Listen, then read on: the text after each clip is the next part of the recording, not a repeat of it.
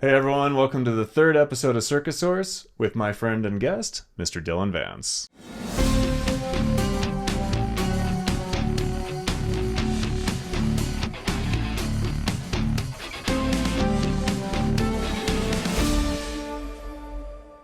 Hello. Yee. So, for people who don't know you, who are you and what do you do? If you don't know me, my name is Dillon Vance, and I'm a professional circus artist. I specialize mostly with Tramp Wall, but I do, or try to do, just about anything acrobatic. I had a background in parkour and free running and like tricking.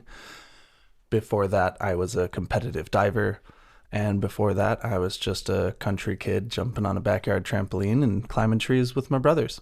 Did jumping on that backyard trampoline lead to the diving and the parkour, or how did that whole thing start? Yeah, I think it gave me this connection of having the most fun possible on a trampoline. And I did my first backflip when I was like 4 or 5 years old. My oldest brother like spotted me for one on the backyard tramp. And then I was like, that was great. And I did a bunch more. And the next day I came back out and went to do it on my own and just landed on my head and was like, maybe I'll wait for him to come back out and spot me again, because that didn't go like how it went yesterday. We moved to the city like 2 years later when I was 7, and there was a public pool across the street. And we couldn't fit a trampoline in our yard anymore. So I spent my summers at the pool, mostly on the diving boards, trying to do flips and learn how to do dives. There was like, I learned how to do a front 1.5 when I was like really young, and then I like lost it and was scared. And then like a couple years later, like got it back again. And then I went into high school and I played a bunch of sports, soccer, swimming and diving, and then track and field. And I kind of excelled at the diving portion of things. And so I'd kept doing that and did that for 1 year of college, became completely disenfranchised with the program that I was in and the like traditional path in general. Like I would come up out of a dive and like look for tips to my coach, and he would be like on his phone, like, oh, sorry, I missed that. And I was like, okay, the TiVo, which if you don't know, if you haven't seen those, it's before we had smartphones and tablets. You would set up a digital camcorder, plug it into a television through the TiVo device, and it would have a certain amount of time delay, so you could go back and like watch yourself on the TV screen like right away. And it was basically that, and my like other diving teammates were my coach my freshman year of college. And I was just like, this just isn't it. Like I still had a passion for acrobatics, though I wouldn't have called it that at the time. But I wasn't surrounded by like anyone else who had that passion. Like they were just kind of like writing out scholarships and just doing what they had to do. And I walked onto the team. Like I wanted to do that. And so through happenstance, I don't even know how the first one happened, I ended up going to a parkour class at this gymnastics gym, and I loved it. It was surrounded by a bunch of people passionate about learning and growing and getting better. And then I basically just like dedicated 5 years of my life to parkour, and then met a professional Tramp Wall artist, and he helped me get my first contract. His name's Dominic Barge. Nice. Was just able to catch up with him last week, and it was so good. It's been so long, but he like fully like left me with a list of tricks to learn and to do if I wanted to perform. And I was like, yes, please. Somebody pay me to jump on trampolines. And made my first demo reel, sent it to the owner of All Wheel Sports with a letter of recommendation. And I didn't realize this at the time, but we were just talking about it. Later that same day, after he like finished the edit and sent the email, the car of his friend got broken into, and they took his backpack and his hard drives and his camera, and he lost like all of his personal footage from like Brutal. a couple of years. Yeah. Right after that. Damn. Yeah. That's no fun. That's the worst feeling. What is your competition history? Because your goal was to be the ultra tramp wall man, and you've won a lot of things in competition. Can you just kind of run through those? Yeah. So when I started Tramp Wall, there were no competitions, and I knew that it wasn't necessarily a competitive thing. I, however, enjoy competition and like being good at things, and so that was my goal. And when the Tanner actually was like speaking with me at the time, he was planning the first competition to like help find a date that worked, and I was like, well, at the time I was touring with Volta by Cirque du Soleil, and we had this like week break. He was like, okay, we're gonna do it there, so you can be there. I was like, great, I'll be there. And I won first in freestyle, first in biggest trick, and I feel like there was something else. I was just looking at the medals the other day. This sounds weird. I was going through I had In a bathtub full of your awards. I was sorting through a lot of personal effects that I had left behind in Vegas before I moved to Europe for 2 years. And I was like, okay, I got to like take care of this stuff. I don't have a house here anymore.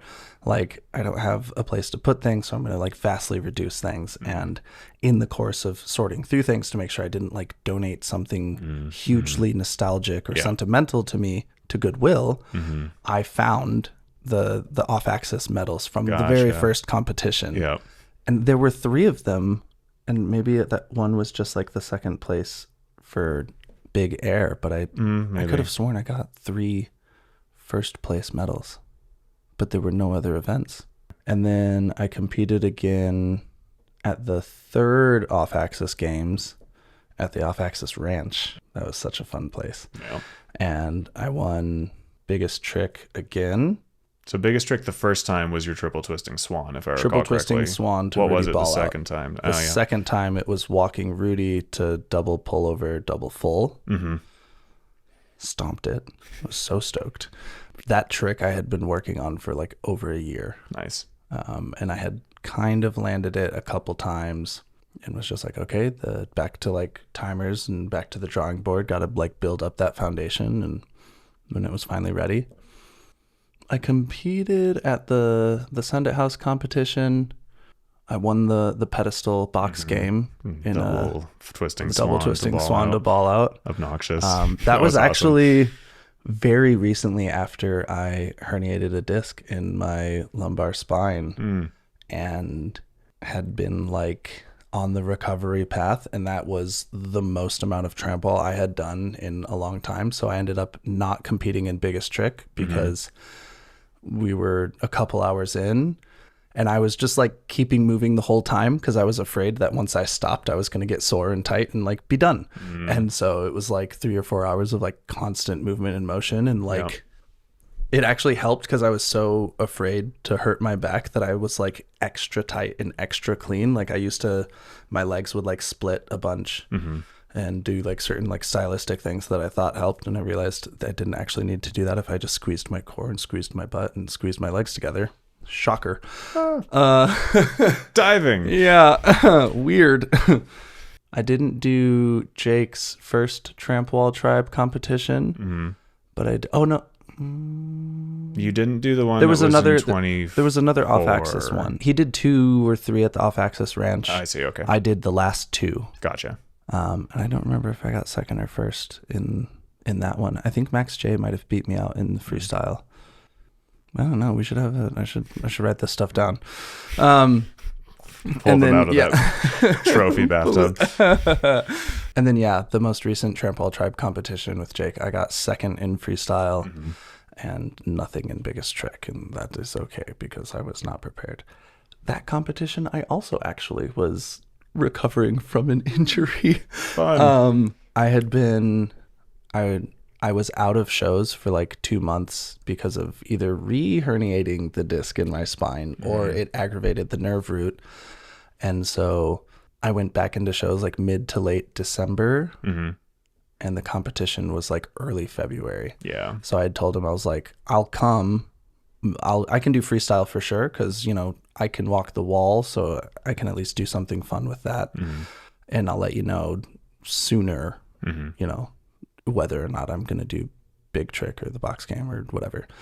And so it was like still just like on the upward path of recovery and focusing on being healthy, and wasn't really able to train and prepare like I would like to, especially going into a competition like that. But I had a ton of fun, and I was happy to do it, and ultimately just happy to be able to bounce and do the thing that I love still. Yeah. No, absolutely. I remember Garrett in particular in that same competition. It was that same thing. Like, you have shows the next day on a very different setup. And I think most people just really don't understand what the volume and the toll on your body of doing shows is at a professional level. With Cirque du Soleil, in a resident show, at least in Vegas, it's 477 shows per year. So 10 shows a week, 48 weeks out of the year, with a couple one show days sprinkled in there, or like a 3-day weekend. Yeah. The meat grinder. Yeah, very much so. And it's just difficult to train to the same extent that one would when not employed, when you have to preserve your body for things like that. Yeah. And or you just grind it into dust, and then then you get injured and have to take a break, and you're like, oh, well, okay. It's that nagging thing over here talking at you again, but it also pays you, so there's that. Well, with that in mind, what shows have you done? Let's go through them. I did my first contract with All Wheel Sports. I did a show called Acroflight, and that was performed at California's Great America in San Jose. I then performed at the 2016 Carnivalar of Emerald City Trapeze Arts and got my first taste of teeterboard. Then I did another show at Emerald City Trapeze Arts in the beginning of 2017 called Wild as the Wind. It was like a live album release where they had did live music of the album, and then we're like, and here's a circus act, and it was kind of like a back and forth, ton of fun. Performed with Julian Kalari and Randy Hobbs. And then I went to formerly Cirque de la Mer, its first edition of Cirque Electrique, because they moved it from a day show to a night show. That's in San Diego, SeaWorld. Left that contract 2 weeks early with permission and blessing from my manager for my first Cirque du Soleil show, La Nuba, which just so happened to be the first Cirque du Soleil show featuring Tramp Wall as its own act. And I was so happy and so lucky and blessed to get to be there for the last 5 months of its run. I'm like starting to get goosebumps just thinking about it. The energy on stage for that final performance, I don't think I'll ever get to experience again. It was like, I'm even like, I can't explain it. Like it was immense, and it was so many people's dream to like be a part of that show, and I got to do that. And it ran for 19 years. The like people who basically invented Tramp Wall as a discipline and as a sport, Christian Savicki and Wellington Lima, the godfathers of Tramp Wall, I got to work with one of them, and like he did the last show. He did all 19 years. Christian Savicki was there from start to finish? He was there from start to finish. I didn't realize that. Jeez. That's 19 insane. Years of the show. His ability to not just do character work on stage and then like go and jump into the Tramp Wall, but to do Tramp Wall as the character. Like there was never like, this is the character and then now I'm bouncing. Even the way that he hit the tramp or like went in, he like never broke character, and it was mesmerizing. There was like a moment in the act where when you're in a certain track, you just lay on top of the wall like this and watch them. It was my favorite part of the show. It was just like, I'm getting paid to do this right now. This is incredible. And like, this is literally the choreography. Like, I'm not being dramatic. This is like what you're doing. It was amazing. I was then selected to be a part of the team who did the creation of the Tramp Wall act for Volta by Cirque du Soleil. Toured the United States with them for 2 years until the pandemic hit. Choreographed my first act for a live stream charity show called No Stage, No Problem. My first show back after the pandemic was at Six Flags in New Jersey with Shade Productions. And I did a Halloween and a Christmas show there. I've done like a number of corporate gigs with Imagination Entertainment. I did 3 weeks with Cirque Mechanics in Arizona when they adapted their pedal punk show to be under the big top in the like big traditional circus tent instead of being an arena show. So fantastic. Lovely people. Was so stoked there. Like, to me, the epitome of American circus. And like, honestly, American circus, that's just Cirque Mechanics. Like, I can't name another, I've worked with Zero Gravity Arts, performed at Soundstorm in Saudi Arabia. I worked with Dream Me Entertainment in Dubai for a couple weeks, co-created a Tramp Wall act with Julian Kalari and Marley Webster.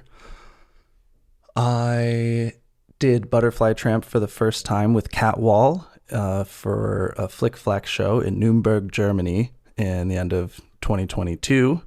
I did 2 months with Cirque du Soleil for their special event in Andorra. And then I did 2 years at the Friedrichstadtpalast in Berlin, Germany. And so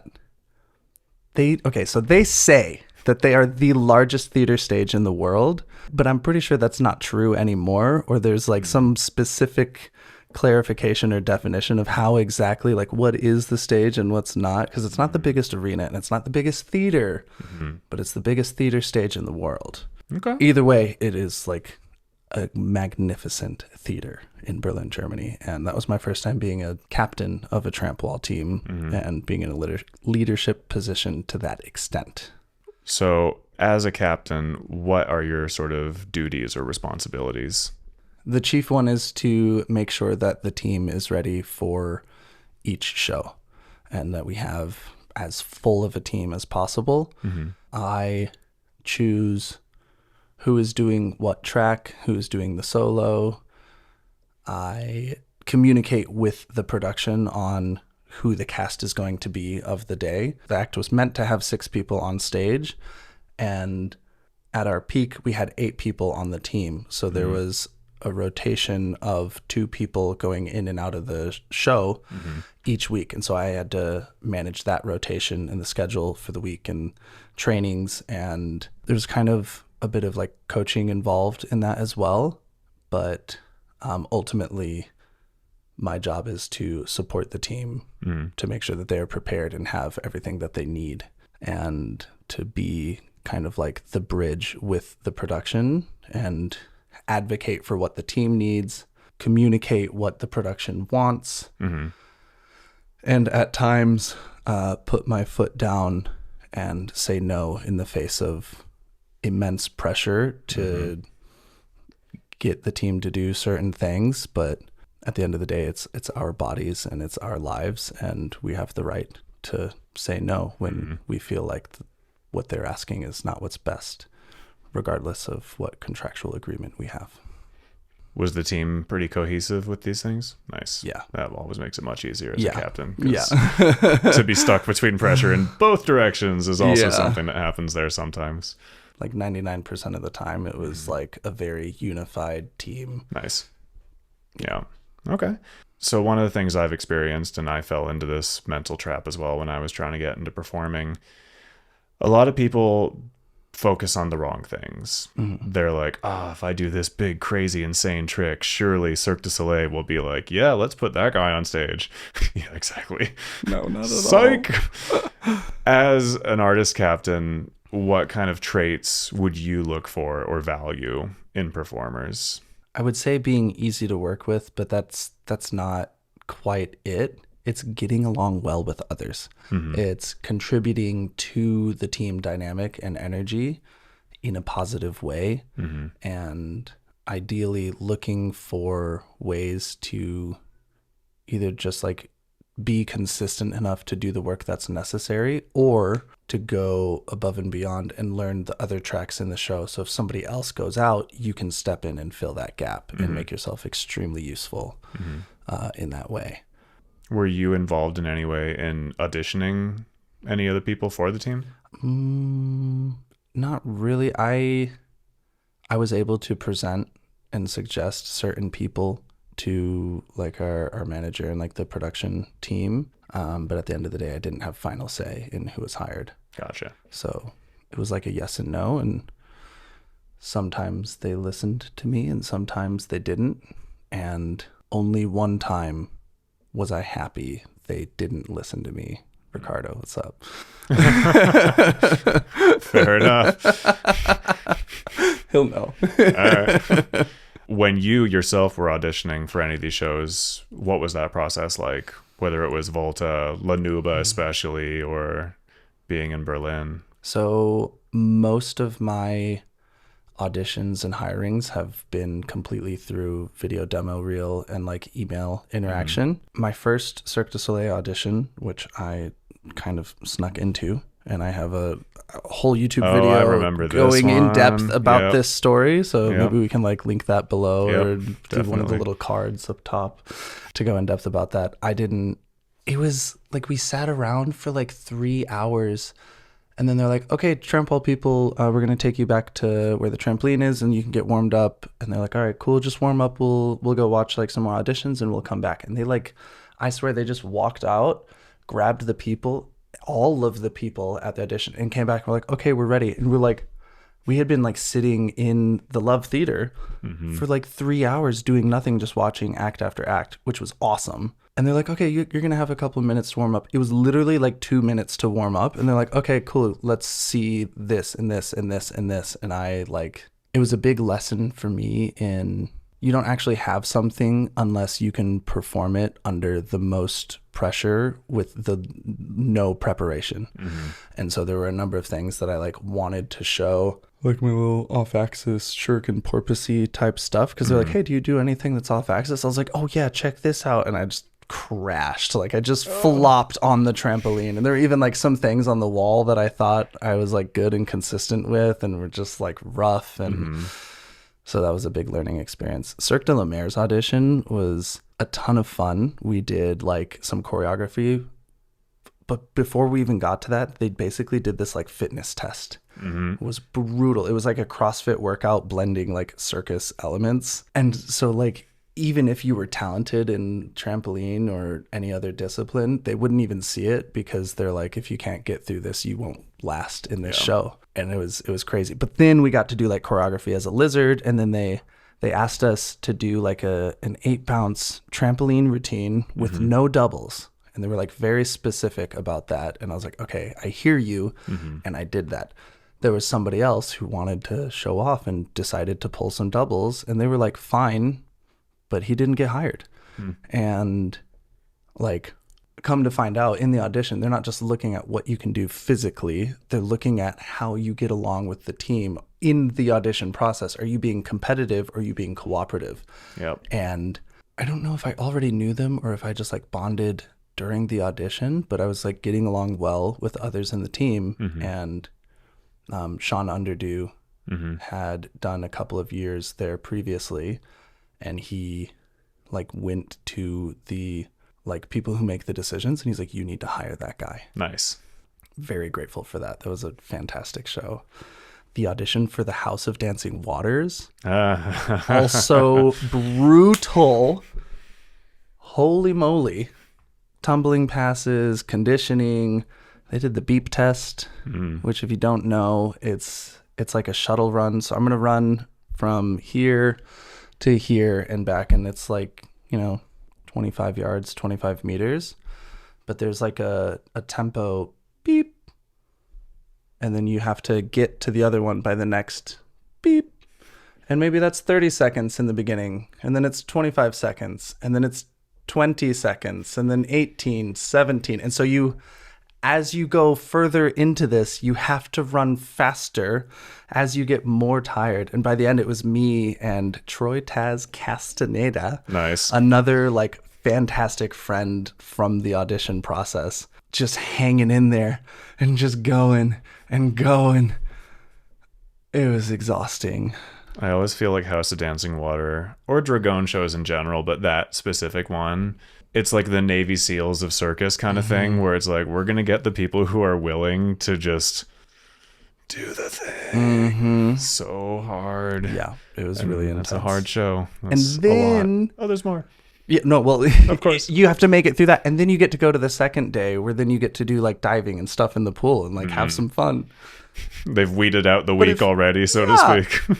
But yeah, it was brutal. I don't think I've been to a physical audition since. Wow. I was out of town or doing another show during the Pink audition and already had my contract for Berlin signed, so I wouldn't have been able to do it. Anyways, I haven't auditioned physically for anything since like 2017. That's crazy. Good place to be. Yeah, I guess so. Nice. I honestly think that auditions are kind of fun. Like, yeah. No, I always advise people to just, especially when you're first trying out for things and trying to get into performing, attend all of them. You'll learn so much. You'll network so much. You'll get a much better understanding of what to expect, which can very much vary from death workout to like, we're doing circus. mm-hmm. But also, both. or both. But also just like the familiarity with it. You know, if you're going into something that's already inherently vulnerable, inherently kind of uncomfortable and physically demanding and mentally demanding, and you've never done it, that's a whole nother layer of to the whole thing. Yeah. It's funny what you say about the auditions that happened at Love. I had the similar but opposite experience at Zarkana. It was auditioning for MJ1 at the time. And we showed up. We watched an hour and a half or so of circus things happening on stage, which was super cool. And then they were like, okay, Tramp Wall people, we're going to take you back to the training room and warm up, but you can't use any of the equipment. So don't go on the trampoline. Don't touch like the P bars and stuff that are back here. You can lift weights. You could be on like a bike or something. You can jog in place. But yeah, Okay. we'll be back shortly and then we'll get started. 2 entire hours go by. No. And we've all been warming up and then like, okay, gotta keep warm. Oh my gotta keep warm. And then, but you can't even just like keep warm on the trampoline. So Yeah. you're just like exercising for 2 hours. yeah. And then when it was time to be able to warm up on the equipment, you know, now you're under surveillance and you're actually quite exhausted. Fatigued. So That yeah, stop and start. that was not my finest audition.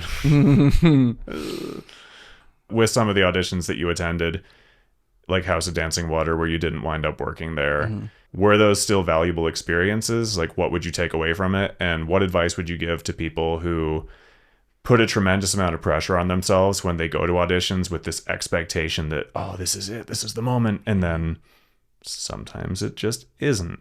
Even though I didn't actually get anything, I didn't get hired from my Cirque du Soleil audition that I snuck into, I got really valuable feedback. And though I was not invited back to the second day where they did like more of like character work and jeu and like stage presence things, I asked if I could come watch and they're like, yeah, sure. Oh, that's awesome. And so I got the specific feedback of what I needed to work on. And then I got to see what more things would be involved in the audition process. And I'd also met Charlie Burrows through that because he was hosting this audition. And so later, when I sent in my demo reel for Lanuba for that audition of like, look at what I can do. Yep. I'm better than when you saw me a couple months ago, I swear. He was like, so this is way better than what we had on file for you. Could you also update us with some more like flat tramp stuff? Nice. And I wouldn't have been working and progressing in the way that I was in order to be ready to go to that show if I hadn't done the audition and gotten the feedback and knowledge from that. They very clearly were like, we don't have anything for you. You either need to like develop your flat trampoline to like a certain minimum, or you need to get way better at Tramp Wall. So it made me realize that like, even if I was the best Tramp Wall artist in the world, there's still most of their shows required a certain level of flat trampoline skill as well. And I was not a trampolinist. I still would not call myself a trampolinist, but I'm better on flat tramp now than I was then. Yeah. So that specific feedback was great. The people that I met in different auditions, not just the people doing the hiring, but also auditioning with me, I ran into again later. And I had already formed this relationship because you can get to know someone pretty well when you're going through that stressful scenario. Luckily, I never put that kind of pressure of like, I must get this job Mm-hmm. or, it's all over. It was always just, this is an opportunity to learn and to meet people and to grow. And just getting to go to the audition was the win in and of itself. And I would say, presenting my best and doing my best is also a win. I did not do that at the Cirque du Soleil audition, but I felt like I did for the Cirque Electrique and the House of Dancing Waters audition for sure. Ask for feedback. Always ask for feedback. In this industry, rarely are you told why you were not chosen. And it's been my experience with in-person auditions that if you ask for that, then you get it. You'll get something to work on. Hopefully it's not because your personality is not pleasant.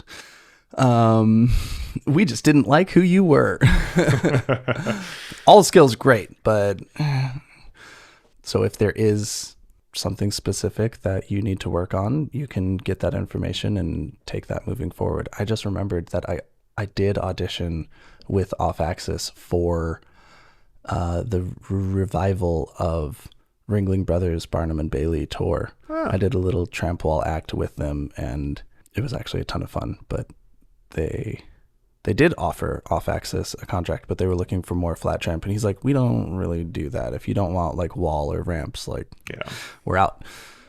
On the other end of that, then, what are some don'ts for auditions and demos and performing in general? Like, I know I kind of touched on this earlier, but the idea of like what people think are the priorities are typically the biggest, craziest, most insane trick that I can do once onto a mat and barely survive. What are the actual priorities, and what should you avoid like the plague? For auditions and performing in general, don't be a dick. Just like you don't have to like fake being like outgoing and extroverted. If you're like a quiet introverted person, like you can be kind and have a good energy without talking to anyone, and that's totally fine. Like it doesn't have to be this like plaster on a fake smile or whatever, but just like don't be mean to other people, and like if you can't be supportive, at least be neutral.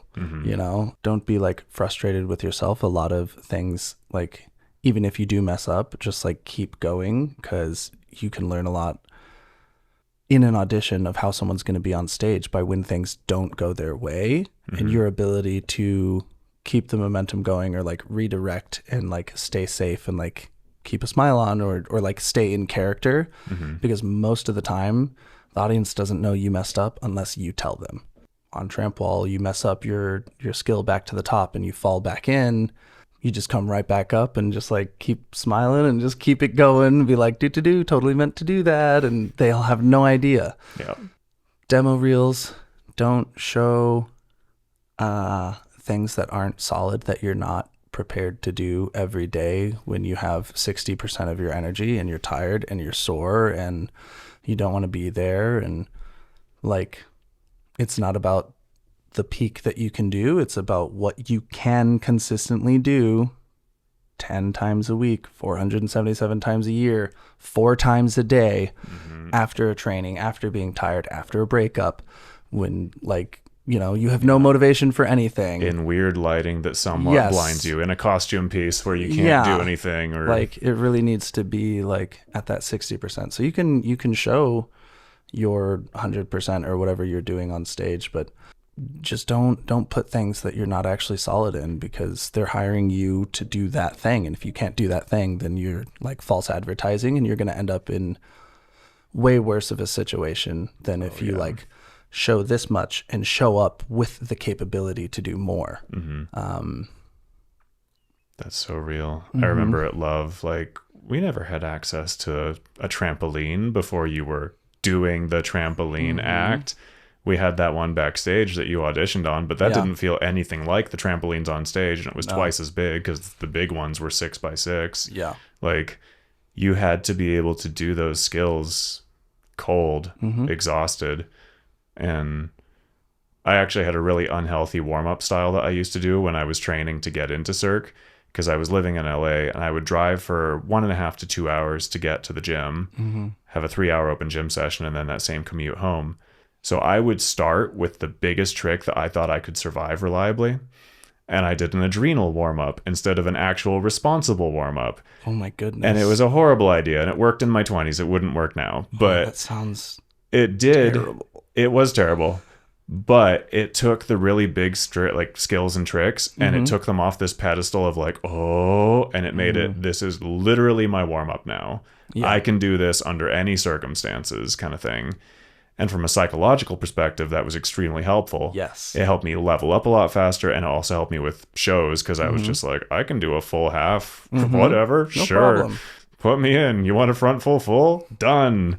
But like, not something I would recommend. No, yeah. I was Terrible like, idea. Psychologically amazing. Yeah. Like if it's any other discipline in life where you're like, oh, I have to complete this project, you do the big scary thing immediately. Yeah. And then everything else is easy after that. Maybe not when there's like physical danger involved. Physically, though, that is like the worst possible thing you could do. Man, I remember going to UCLA one day, walking in, putting my backpack down, taking my shoes off, and immediately doing round off double back and being like, cool, I can do a double back as the first trick of the day now. Good, done. And trying to do the same with like triffs and things like that at Tempest. And that's so stupid. But Yeah. when you're almost 40, you recognize things in hindsight and you go, oh, God.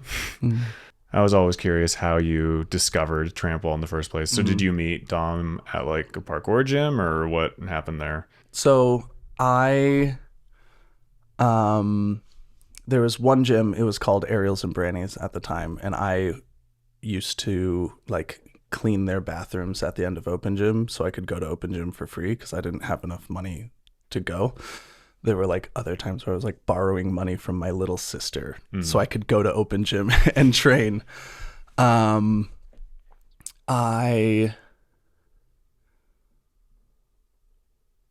we'll tell this story. It had to have been end of 2014 or early 2015. So I was like 21. I was just like doing some parkour downtown. Like our buddy Yoshi would be downtown Grand Rapids, where I'm from.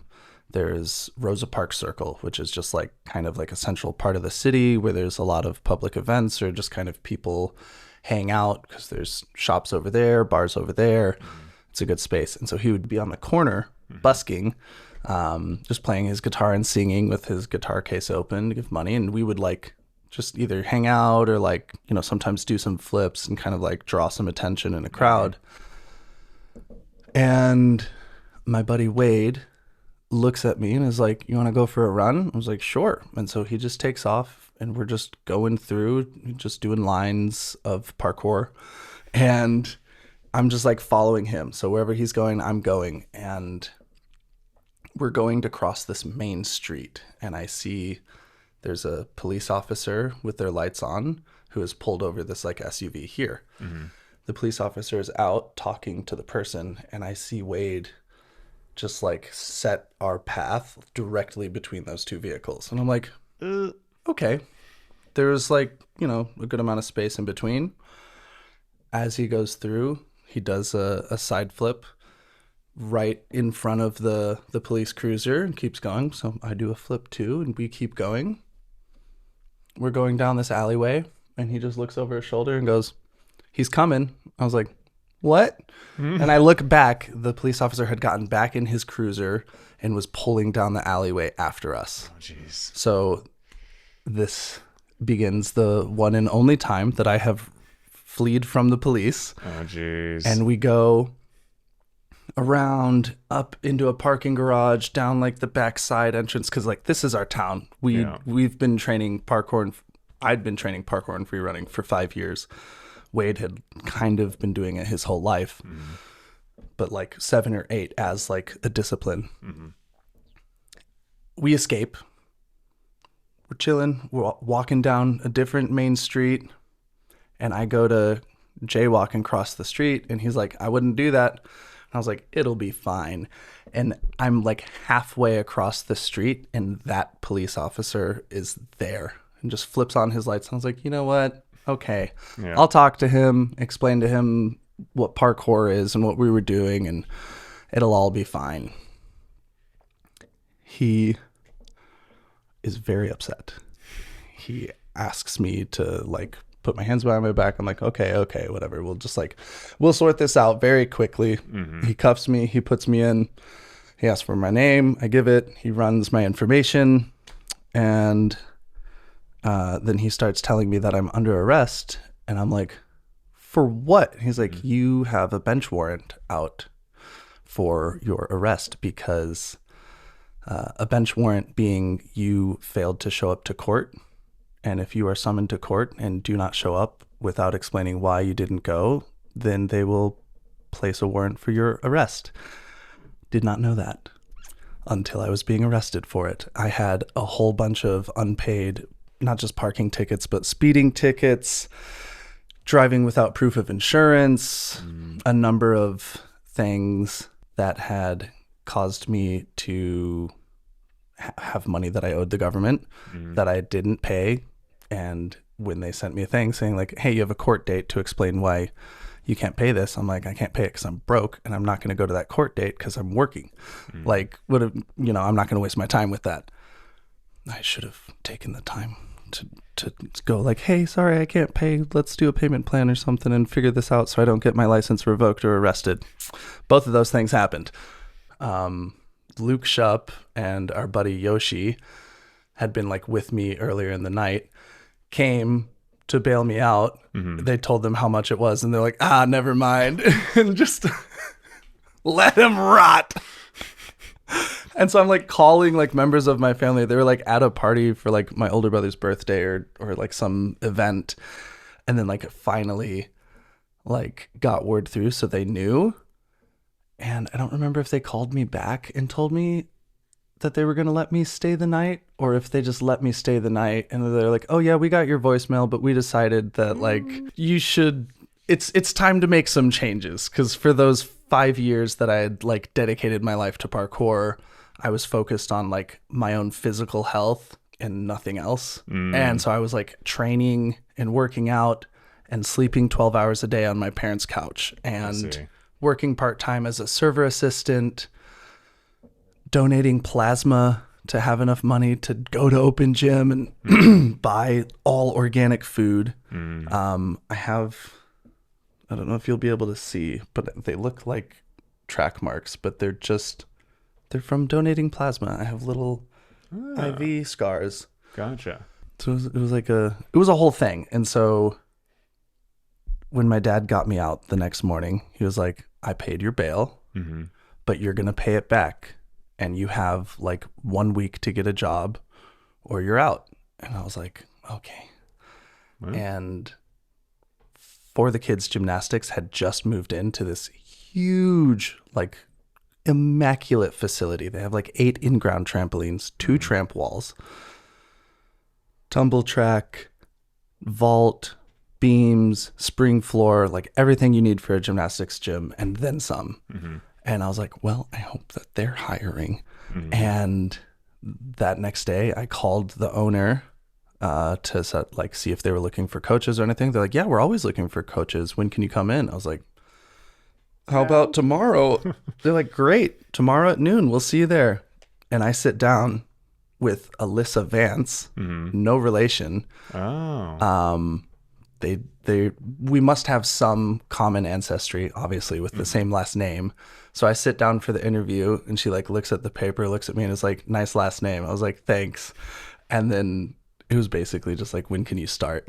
Gotcha. And that job, aside from connecting me eventually to Dom, who used to compete with the owner's husband, Josh Vance.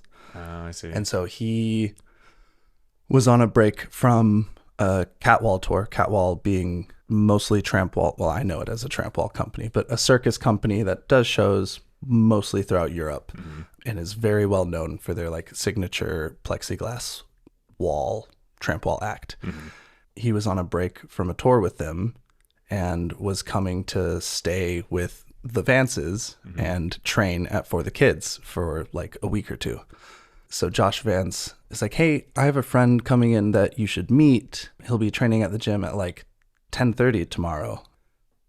And I was like, that's so early. Am I really going to do it? Oh, sure. Yeah, I'll meet this friend or whatever. Like, he does Tramp Wall. That sounds cool. I had no idea. If I had slept through that, I wouldn't be here, like completely divergent path. If I had just decided to be lazy. And I was like, no, I'll go meet the guy, do the training. Like I didn't have a ton of people that were like training with me all the time at that time. And I had like messed around a bit with the wall, but didn't really understand that it was like its own thing. I was just doing parkour on a trampoline next to the wall, like we're going to play with this and see what we can do. Dom blew my mind, not only with the like skills that he was doing, but with the career that he had and the opportunity to get paid to jump on a trampoline. So I was just like, teach me, like, what do I got to do that? And he showed me the way. Damn. Yeah. I had no idea. Yeah, not a lot of people know that I've been to jail. Not Fair. prison, but just, it was like 13 and a half hours in a cell. Man, that's crazy. What did you learn from all that? Avoid police officers when they're busy doing their work. Don't do a flip in front of their cruiser, for starters. Number 2, if you have unpaid parking tickets or speeding tickets or anything of the sort, even if you can't pay it, at least respond to the notices that are sent. You can always do a payment plan or show up in court and sometimes get things dropped. But either way, when you avoid things, they get much, much worse and can really come and bite you in the booty real hard. That is a very good story and a very good moral that can be applied to so many things as well, whether it's tricking or conditioning or avoiding parking tickets. Yeah, when there's something over there kind of yapping at you, maybe go and like pay some attention to it. It's there for a reason. Yeah. I was going to ask later on, if you could go back in time, what advice would you have for young Dillon? But I think Pay we your just parking heard it. tickets. Yeah, right. All right. Well, that's interesting. And on a less note, I always totally thought that it was either your parents or like your siblings who ran for the kids. Oh, really? Because it's the same last name, and like No. one of the odds at the gym you trained at were, run by. No, I someone wish. with the same name. I would be way better than I am now if I had grown up with my like parents and siblings owning the gym. Fair. I didn't start working at that gym till I was 21, and I was like, I learned how to do a proper round off because it was like part of the curriculum that we were teaching the like 4 to 8 year old recreational gymnastics kids, and I was like, you can put your hand like that. Whoa. Like everything was always just like that. And I would lead the kids through stretches for like 5 or 10 minutes as part of the warm up and the cool down, and then I was like, oh, I'm like starting to get a little flexible. This is pretty cool. Like wow. Yep.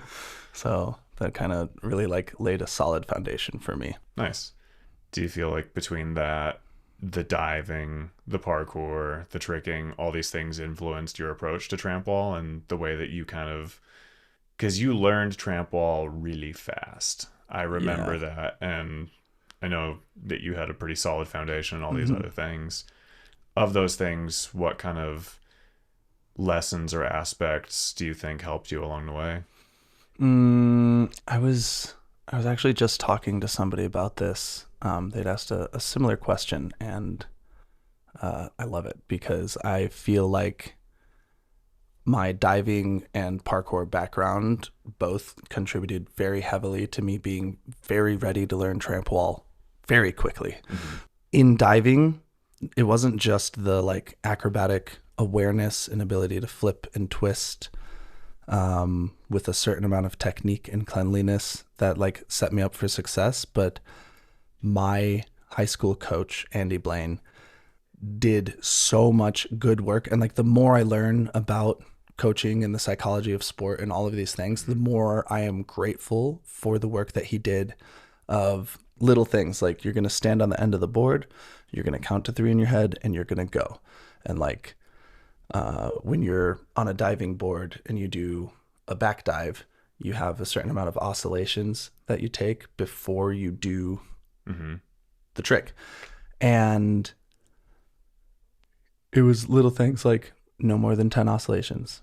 Ideally, you just do 3 and you go. Like if you're standing on the end of the board for too long and you can't go, just jump in the water. Like do anything. If you can't do the dive, just do something, take an action, get back and reset. But if you're just standing there, it's over. Like in diving, when you don't commit to the dive, it's called balking. And we had like a no balking policy, or like you get 1. And so when you're doing your forward hurdle and you're ready to go, and then you just like stop on the end of the board because you're scared and you don't want to do it. He's like, that's your 1. Yeah. You better go. And it was like, if I just jumped off of the board and did a 1.5 instead of a 2.5, that's okay. But no, like, no allowing yourself to hold back when it's something that you can do. And so it built all of these like mental practices and disciplines and just like little, almost like ticks and like processes that I had coming into Tramp Wall. So I already had like a system of, well, it also like applied to like my parkour and free running. Like I had a system of like how to approach scary things and like commit to doing them. The parkour and free running aspect of it, I was very comfortable running on walls. Like I could already do wall flips. I loved doing flying front flips off of very high things, hitting the ground and rolling out.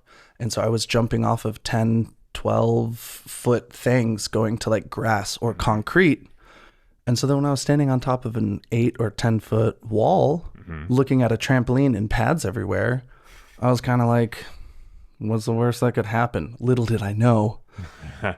Going to a trampoline is not inherently or at all safer than just going to solid ground, because the worst that can happen is pretty bad. Can confirm. But I felt this comfortability because even the wall had like a certain level of padding to it. Like if you've ever been in a, like a wrestling room, that kind of like squishiness is like kind of what the wall was made of. And so it was just like the best environment to learn and to be safe and to kind of like crash around. But I threw myself into it full force and was picking things up really quickly. And I didn't realize how fast I was learning things until I did a double twisting pullover. So you jump to your back, you go backwards from the trampoline up back to the top of the wall with the 720 twist. And Dominic Barge, and I think at this time Giacomo was there as well, because he came back to visit with him. This was like 2 or 3 months after I had first met and learned to walk the wall. Oh, yeah, that's disgusting. That's really fast. And they kind of were like, oh, what? Like, and I was like, oh, is that hard? Like, I was like, oh, is that a thing? They're like, we don't do that. And I was like, oh, cool. That wasn't that hard. At the time though, I couldn't even like do a swan dive from full squat. Like there was like, I was really good on the top of the wall, absolute garbage on the face. But there was still this thing of like, oh, okay, well, clearly I have a knack for this. Yeah. So, you know, double down on your strengths and let's see where this goes. Another good piece of advice, honestly, because I feel like I always think that you are very, very well-rounded. Like whenever I'm making my tutorials and I go through my whole sort of research phase of like, okay, I want to understand this trick inside and out. I want to be able to do it both directions, all these things. I always refer back to your videos, especially, even though it's quite outdated for you, the Cirque du Soleil one you made, just because it's like a whole catalog of like every tramp wall trick, basically. So I'm like, I know it's in there somewhere. I'll find it. And I'm going to see how he takes off versus how I take off and stuff like that. But I feel like if you begin by playing to your strengths, then you can always expand from there. But if you're just like headbutting the literal wall over and over and over, it's going to hinder you physically and psychologically with your growth. Yeah. It's always been very much like leading. I'm like a forward rotating and twisting dominant acrobat, especially with wall. Like walking backs were terrible for me. And then even doubles. I've been doing Tramp Wall 9 years now. And I feel like just in the past year or two, did I feel like comfortable and consistent with walking double backs. But it has very much been what am I naturally good at and what is fun for me? Let's go super deep down that path. And then like, oh, I don't want to be like, I don't want any weak points. Like I want to be able to do it all, because for, 6 or 7 years of the start of my career, my goal was to be the best tramp wall artist in the world. Nice. Like I knew that it wasn't going to happen with parkour and free running. It was like too late for me in diving. Like there are kids who'd been doing year-round clubs and junior Olympics, and I was like, well, it's not going to happen there. And then I was learning tramp wall quickly, and I was like, oh, this is a relatively new thing. I seem to be like uniquely prepared to do this. Let's give it a shot. And so for that amount of time, it was just like anything and everything that's going to make me a better tramp wall artist, that's what I'm doing. Nice. And yeah, there have been a number of tricks that I've just been banging my head up against the wall for months. And then I'm like, you know what? It's not the time. And I like leave it alone and come back to it a couple months later. And I'm like, is it ready? No, it's not. Okay, I'm going to go work on other stuff. Fair. Yeah. Like that double inward vampire that you should try when you train later today. Anyway. Okay. Well, with that in mind, a couple of quick tramp wall specific questions. Everyone who does tramp wall who comes on this podcast, this is the number one question. Is tramp wall scary? Yeah. Yes, it is. Yes, it is. The best way to deal with that fear is to just do it every day and never take any breaks, because if it's even been like a week and I come back, there's like a whole bunch of skills that I'm just like, You're like throwing yourself off of a 8 to 12 foot ledge into a elastic slingshot that's going to throw you back at the wall, which is typically made of wood. So there's a lot of risk involved, and there's nothing wrong with you for being scared. That fear keeps you healthy and keeps you sane and keeps you alive. And I was training with Chase last week, and he had like said to Sean Murphy, it's like, oh, I'm such a wussy. Like I'm like afraid of everything. And I was like, oh yeah, me too. Yep. And Sean just looks at us and he's like, what are you talking about? Look at what you're doing. I was like, yeah, but it was just like little baby steps and hundreds and thousands of repetitions to like build the competence in order to have the confidence to overcome that fear. And yeah, it's this big scary thing. I feel like everyone needs to hear that, because, and I'm sure you've had this experience as well. When I'm at the gym, a lot of the sort of up and coming tramp wall, I don't want to say kids because that sounds like patronizing, but a lot of them are teenagers. So a lot of these younger guys and girls doing tramp wall, they'll be like, oh, like when you do that, it doesn't look scary, or it looks easy, or like when Dillon does it, or Garrett does it, or Jake, or Mo, or whoever, Chase, it looks so easy, but when I do it, it's scary. And I'm like, it's scary. It is scary. Correct. I've yes. just done it way more than you have. Exactly. And if it's not scary anymore, take it to a higher wall. Oh, it's scary again. Or a combo into or out of it. Oh, it's scary again. Or change it somehow. It's terrifying. Yeah. Do it on your other side. It is horrifying. Oh my goodness. So even simple things like anything really, a full twisting swan dive, but twist on my non-dominant side, horrifying, Super scary. lots of turn off the survival instincts.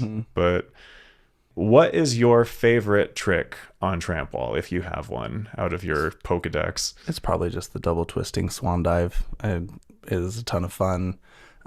It was something that when I was coming up, I only knew of 2 people in the world who were doing it. You and Julian Roberge. Hey, good company. And was like, yeah, I would very much like to be like these guys. And then leapfrog over us into the stratosphere, or at least over me. I won't speak for Julian. He's a badass, but yeah. He is. Well, that's flattering. Yeah, it was hugely inspiring to see yours and his work. I watched all the videos. Man, I want to see some of the stuff of Christian, the Titan from Lanuba, when he and Wellington were first going, because he was doing 2.5 twisting cradle every show. Yeah. Starting in 1998. Like, I started Tramp Wall in 2008 or 2009, and I remember always thinking to myself, like, once the free runners discover this, it's all over for everybody. And evidence, because, you know, as you said, if you're used to doing it on concrete really broken and stuff, in. I really thought that there was going to be like a wave of us, and I was like opening the door, and it was just kind of like Salmon one or two does people some. were like, "Oh, hey, Yeah. what's this thing?" It's like I you, don't know. Salmon. Bob Reese has played with it a bit, as has Parker, but I feel like they're very much doing their own thing, and it's Yeah. not like, I am doing Tramp Wall. Yeah. So, Same thing with Pasha. Like, Yeah. he can do a ball out and he can do these things, but Yeah. for whatever reason, it's not like the you thing. kind of put yourself in a box there. You're like, I'm just staying here, Mm-hmm. but you don't get this like I'm going everywhere thing unless Yeah. you got to be on like the Elvis setup, in which case you do get that like distance. And I That don't looked know because so I wasn't cool. there, but it looked amazing. Oh, man. I've always wished I could just play on that set just once. It looks so cool. We should, Recreate one day it. when we all have millions of dollars, we need to mhm. refabricate it. And, Yeah, we'll just hit up JR and be like, hey, Yeah. can you like create as close of a design to this without infringing on any other designs that you're not allowed to design for us, please? Okay, thank you. Put it in a warehouse. You can take and my never film trampoline. it. Yeah. Do you have any dream or goal tricks that are still on your list of things you have not yet done, but you wanna? Other than double inward vampire, of course. Just gonna keep You just keep poking that. watering that seed. Yeah, I have a whole list of tricks. The when was that? Like early 2023, I was training and just like doing some double pullovers and warming up, and my brain was like triple. I was like, no. Mm-hmm. It was never something that I'd really like thought about or wanted to do. And then for whatever reason, I could see it. Mm-hmm. And so I was like, I'm going to have to do that one day. And so I'd like start to do little timers and progressions for it, and was like, maybe I'll do it at the session when JR comes up tomorrow. And I'm like, I don't want to do it.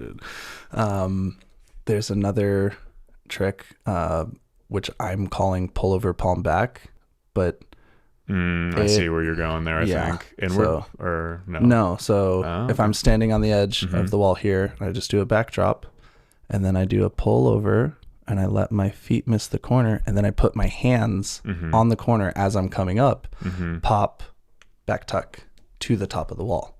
Oh, cool. That's cool. Also been doing timers for that periodically for 3 years now, and apparently longer, because I had completely forgotten this, but this was a conversation I had with like Julian or Mo years ago. And they're like, oh yeah, you were talking about like, is that possible? I was like, I don't remember that, but it's totally possible. I've had the like snap a couple of times where I feel like if I just commit to this, it's going to go all the way through. And I've had like people standing there with me of like, are you going to do it? Like both Jake and Luke were like, we'll spot you. And they're my size or bigger. Yeah. And so I knew that I would be safe, and I just never pulled the trigger. I want to do walking triple back. I want to do walking full. I want to do double pullover in a like as laid out position as possible. The closest I've come to that is I kind of just like extend for a moment. So it's like almost like a Coca-Cola or like a whip. I want to do pullover half triff. Nice. I want to get triple twisting swan dives like on lock. I've done it before, but it's never been like a consistent thing, and I don't like the like, oh, I did it once, let's move on kind of mentality. Like I want to perform that trick on stage. I want to just be able to do it whenever I want, like my double twisting swan.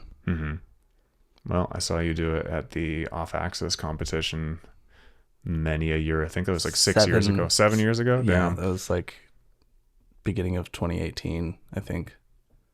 Yeah. Yeesh. Scary. Actually, before we move on from that, scariest trick. One of the scariest tricks for me to do and to learn was like a revert Jonah. So standing on top of the wall, dive into the trampoline, land with feet up, push, turn, back tuck, touch the wall. Okay, good.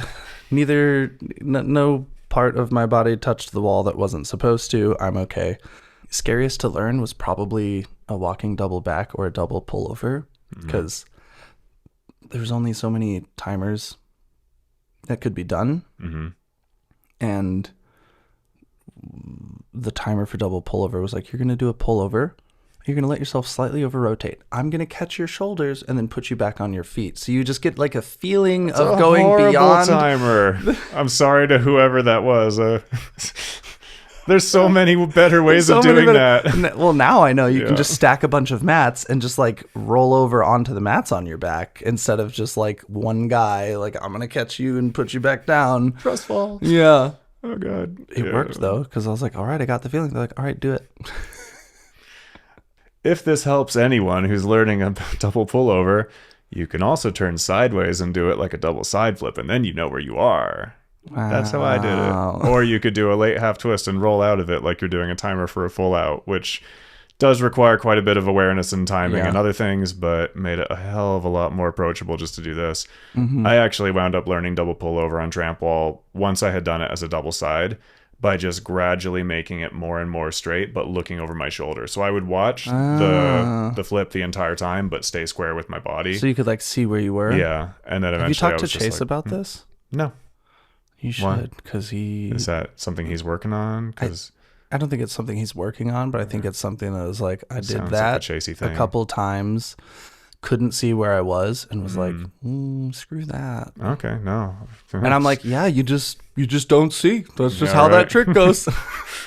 I was also really comfortable with double pullover and double pullover to stomach, and I had tried double pullover to handstand on trampoline and stuff like that. So Yeah. the edge, once I knew I wasn't going to hit it with the back of my head, I was like, fine.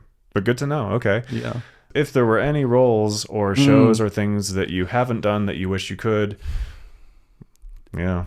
We had a queue where like 8 of us got dressed in the red Perot costume and go out, and we're like just scattered across the stage, like just doing, yeah, I've seen the tableau doing of stage. it. Yeah, exactly. Yeah. But because I really, really, really, really, really very badly wanted to perform that character, and Howell at the time said, like, you should back this up. Like, you should get to do this on stage. I would train in that costume on the wall backstage.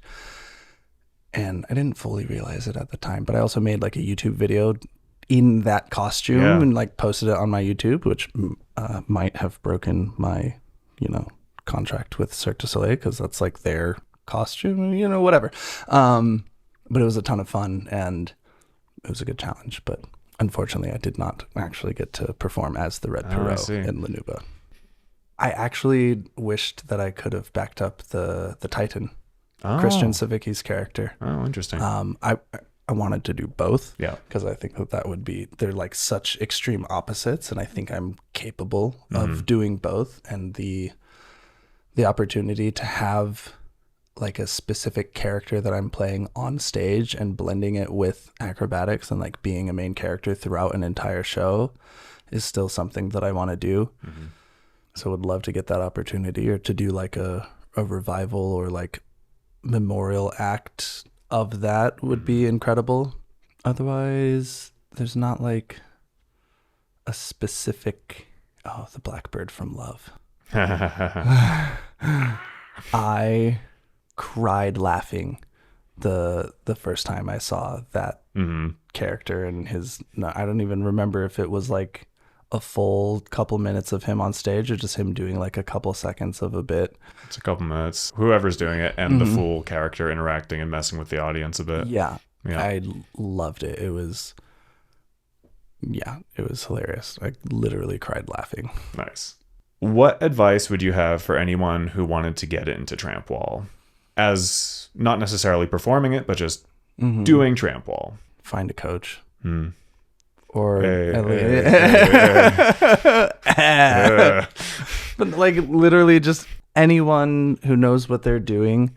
There's so much nuance. Like, your tutorials are incredible. I'm not posting tutorials because I know that there's no way that I could do better than what you're putting out there, and so I don't want to like dilute the market with an inferior product. Make some with me sometime. Yeah, super down. Yeah. Would love that. But there's only so much that can be conveyed, and every person has a unique set of skills that they bring to it. So you do an amazing job of covering all of the possible ways that you can think of that things can go right or go wrong, or different avenues to learn and to try. But so much can be gained as a student from just seeing someone walk the wall in person. Absolutely. And so much you can see as a coach exactly what that student will need. Yep. That might not be the same advice that you'd give to anyone else. Yeah.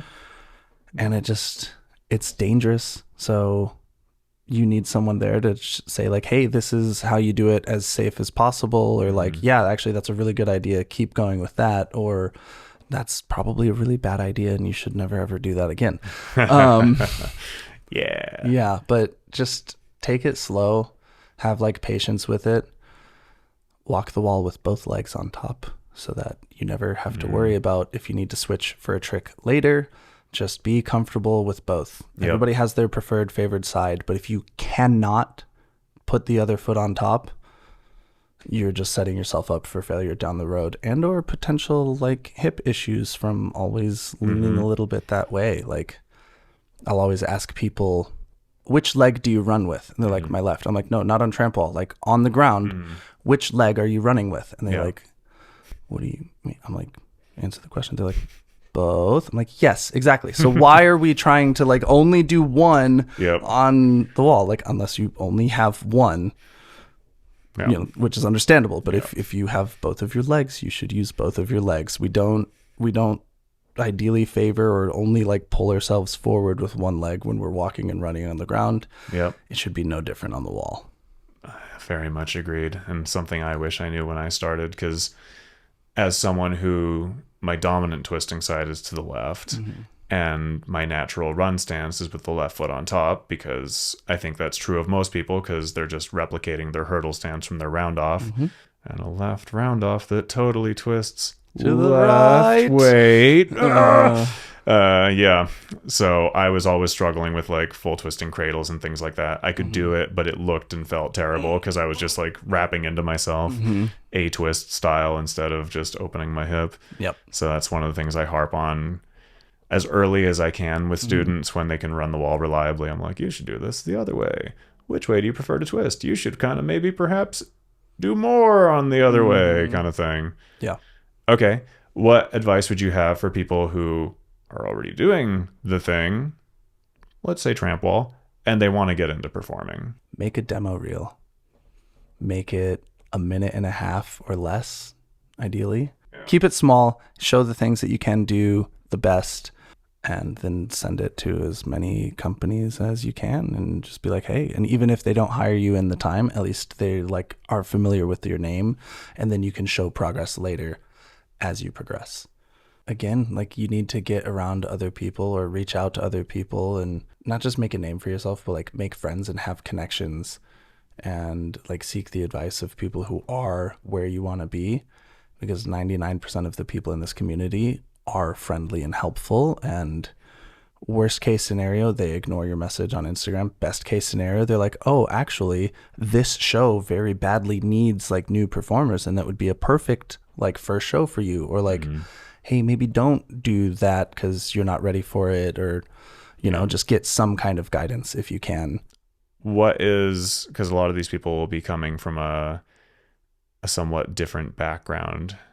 In your eyes, what is the difference between athletics and performance or artistry? Athletics, it tends to be just about the skill level, and like bigger is better, and it doesn't necessarily matter like how it is performed. But in performance, how it is performed is the only thing that matters.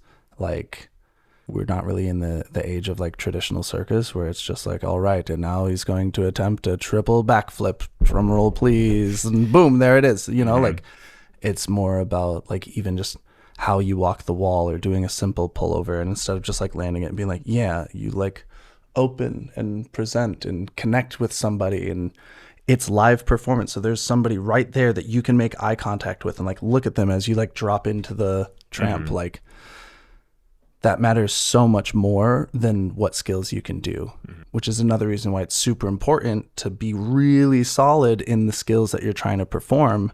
Because if you can't think about and like mouth a word to somebody in the audience, or be focused on where your teammate is dropping in and what's coming next and where you need to be while you're performing, if all of your focus is on just the skill, then that should not be on stage.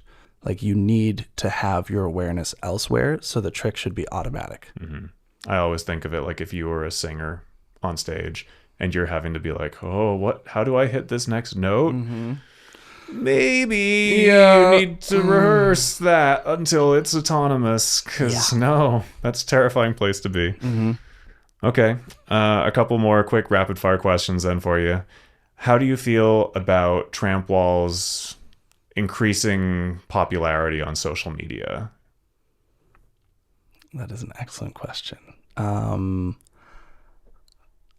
I like it because it's more eyeballs on a relatively unknown discipline, and whether it brings people into Circus or it brings people into the Tramp Wall community, I think it's a fantastic thing if it provides an avenue for the like regular person to exercise more and connect with their body and have fun and like join this amazing community. Then I love it. It's more potential students for me as a coach, which is also great. It also has an aspect to it which I don't know, it doesn't necessarily worry me, or it kind of concerns me. It's like presented as a sport, and people think that is what it is. And I say all the time that it's not really a sport. Like I guess it like kind of is. There are competitions, as we mentioned before, but that's not why Tramp Wall existed in the first place, and that's not the best aspect of it for me. Like it is a performance art, it is a circus discipline, and there's so much more than just doing a bigger trick and like getting a gold medal. It's about like doing it with the person next to you and like what you can create on stage together, and connecting with the audience, or even just having a jam session together and having fun and being creative. And whether a video comes out because of it, or a show, or you do a trick and you make money and get a prize, it doesn't matter. It's that like shared energy and experience together is why I have stayed in this community, and what I think is like the most important aspect is that it is a collaborative thing. With that in mind, especially as someone who I think you're very much known for having a very artistic and flowy style to your Tramp Wall, what went into that? How did you kind of craft that style? Who were your inspirations, if any, for that? Or what was the process? So as I said before, like some of my biggest Tramp Wall inspirations were you and Julien Roberge and Julian Kalari and Florian Grobedy as well. His like demo reel with twisting and just like being a goofball and swan dives. In parkour and free running, for like the 5 years before I did Tramp Wall, I was hugely inspired by Pasha, by Aaron Hakala, who is like actually a circus artist, and like I got to see on stage and I almost cried. Yeah, his and Lucas's acts are amazing. He's like my personal Jesus. Yeah. I feel like I've just ripped everything from him. And here's like, my watered down version. Look at this standing 540 Arabian dive roll that I totally didn't take from wonder where that came from. Roll bomb. Thank you, Aaron. Yeah. Keep us. And then seeing Christian Savicki and Haoul performing on stage as these characters, and just getting to Julian Kalari and I ended up like living and working together and training like twice a day for like 5 months in Seattle. And it just like opened a totally new avenue of Tramp Wall to me, because I was still at the point where like I had to drop in with my left foot first and then going in like this, or if I'm jumping in, it has to be I step, put my feet together, jump up and over. And that's how I entered the trampoline at all. And he's just dropping from the diagonal left and coming up and just going back again, and like showed this element of like movement and dance integrated into the Tramp Wall in a way that I had never seen before. And in a way that I still think to this day nobody else can do, because it's his own movement, it's his own style, and like you can take elements from that, which I have, but if you're not bringing yourself and your being to it and like moving authentically and expressing whatever it is needs to be expressed within you, then there's going to be something off about it. And so I've just pulled from everyone and anyone that I can, and then have just spent time just dropping in and like, what happens if I do this? What happens if I do that? How does this feel in my body? Is this good? Like just playing for hundreds and thousands of hours. And repetition, getting the tricks to be automatic. So then they're just something used as a part of your toolkit instead of being the focus. They're able to support the focus. And I would like to say that it is something that I'm still working on and developing. It's not like, this is my style. It is a done, finished product. Like there's still so much to be done and that I want to do in the ways in which I want to develop, that it's an ongoing thing. Spoken like a true artist. Before we wrap up, where can people find you on social media, and what kind of events do you have coming down the pipeline as a performer, as a coach, workshops, all the things? So you can find me on almost all social media platforms at Dillon Vance 247. Dillon is spelled Dillon Vance 247. I also have a separate Instagram dedicated exclusively to Tramp Wall, and that's Tramp Wall Dillon. But I'm on YouTube, TikTok, Instagram. I post way more on Instagram. I'm working on the others.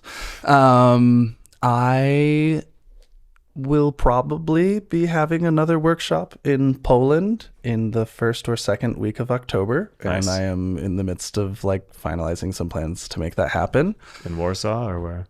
In Warsaw, yeah, exactly. At Stasia Gravitacja.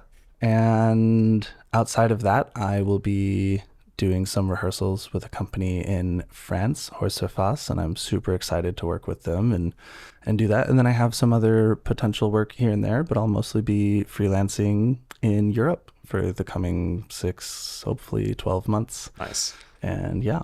Cool. Oh, actually, you know what? One more fun, silly one for you. What animal do you feel like when you're doing Tramp Wall? This comes from Santos, if you've met him. I think you have. Yeah, Santos is great. I love Santos. What animal do I feel like while I'm doing Tramp Wall? It depends on the day. Sometimes I feel like a chimpanzee, like flopping around. Other times I feel like a dolphin flying through the air. Sometimes I feel a bit like a panda, just like flopping and rolling around. But it's hard to pick one, you know. You gotta feel your animal spirit of the day. Valid. And listen to that. From Elijah, how much Vance would Dillon Vance if Dillon Vance could Vance more? I would Vance all of the Vance and then add Vance that. Oh, that was good. That was good. Is there anything else you would like to impart or? No, I'm happy to be here. Grateful that you made the time and invited me to come on here. I hope that we get to do it again. Like we started to talk about the like twisting and setting up on the wall. And I was like, man, we could do a whole podcast just about twisting and would love to do that. So anytime you want me back, I would love to come in and hell yeah, dude. Talk with you again. I would love that too. Great. Well, thank you so much. Thank you.